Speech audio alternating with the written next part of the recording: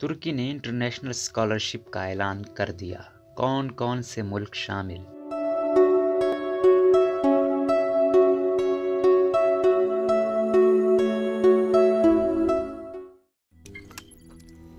روزنامہ قدرت کی ویڈیو دیکھنے کے لیے ابھی یوٹیوب چینل پر سبسکرائب کریں اور بیل آئیکن پر بھی کلک کریں۔